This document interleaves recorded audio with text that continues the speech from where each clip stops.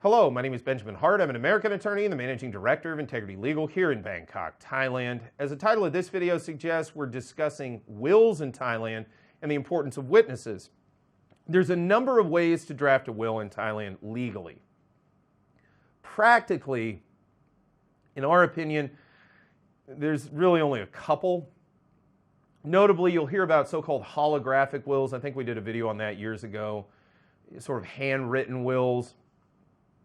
Yeah, depending on circumstances, that might be useful. For the most part, not going to be an overly useful exercise, in my opinion, because there's a number of formalities that have to be met, and oftentimes people think they met them, and they in fact did not.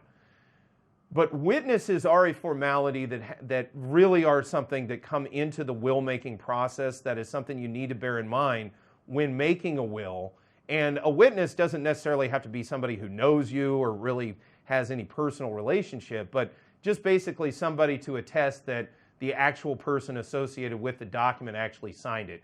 Notarization helps as well. We do assist with many wills drafted here in our office. We also assist with notarization, but witnesses are another key component. And having multiple witnesses is a very good idea for purposes associated with the formalities associated with testamentary instruments, also called wills, because at the time of going through what we call probate in the common law system, one of the main questions by many of the judges that would be associated with probate would be, were the formalities met? Are there witnesses to the document? If that's the case, you're probably not going to have a lot of problem moving that document through the courts and ultimately getting it to execute the way you want it to execute, or the way that the person who made the will intended.